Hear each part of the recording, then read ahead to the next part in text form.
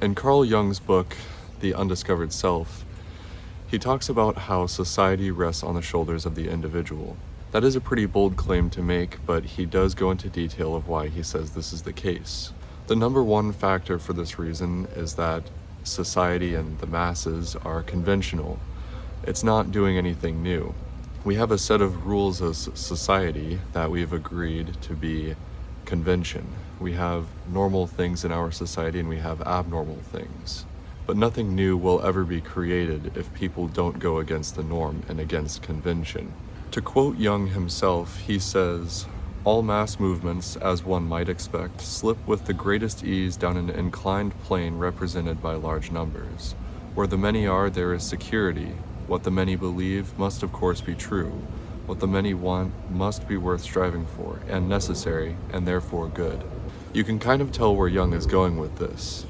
The book was written around the time of communist Russia, and Jung was mostly warning about a political ideology bringing an end to the masses.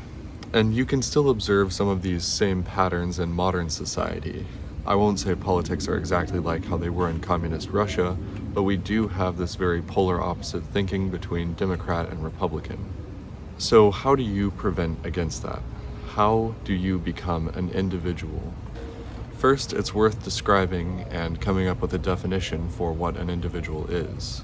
Carl Jung describes the individual as something unique and something that can't be replicated or found normally in nature. And this is a pretty important part of what Jung is talking about. Community plays a huge role in being a human. We naturally strive and are driven towards community. This is because without community, the individual has no purpose in society. If we aren't individually contributing to society, then there's really no point in doing anything. So how do you or I become an individual? Well, Carl Jung says that we can only consciously observe what we are consciously aware of, meaning we don't know what's deeper than that in the unconscious. The only way to find out what's hidden in the unconscious layer is to do things and be exposed to things. This is when your true personality gets shown. And that's much easier said than done. If you're familiar with Jung, he talks about the shadow, which is the unconscious self. It's the part of you that wants to do something, but you are consciously afraid to do. This is where most of your answers lie. A perfect example of this is being an individual in the mass.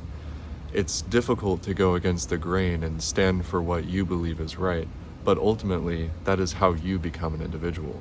Most of our unconscious or subconscious behavior was also formed at childhood and gradually becomes more and more abstract, convoluted, and complicated as we get older, because we're exposed to more unique problems that are also way more complex and have a lot of context to them. When we were younger, we were afraid of the dark. Now we're afraid of things that come out of an existential crisis, essentially. And I'm still learning this process just as much as you or anyone else is. But from this book, what I've learned is to expose myself to situations that I might be uncomfortable to. And when you expose yourself to these uncomfortable situations, you'll find that you're uncomfortable there. But once you embrace that, it allows you to grow even more as a person. A good example of this is starting a hobby, or a sport, or anything new in your life. It's very difficult in the beginning, and most people quit in the beginning because of this fact. But if you embrace being bad at something, then you can only get better from there. In the book, Jung also compares the synthesis of the individual to Christ. I'll give you a little quote from the book that kind of gives an example of this.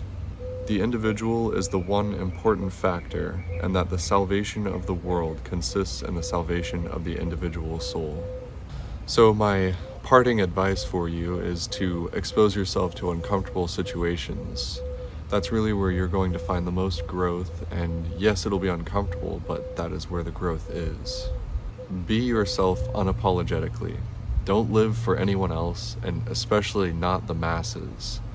You can observe many times in history where the masses are wrong, just outright, and we need new thinkers and people who have unique ideas, even if they're outlandish and crazy and sound stupid in the first place. We still need those people. And don't tell yourself that you don't have the ability to make a huge impact on your community around you. I think that's going to do it for this video. It's a bit of a different format than usual, but yeah, I'll leave it here. Stay true to yourselves. I will see you guys again sometime soon. Goodbye.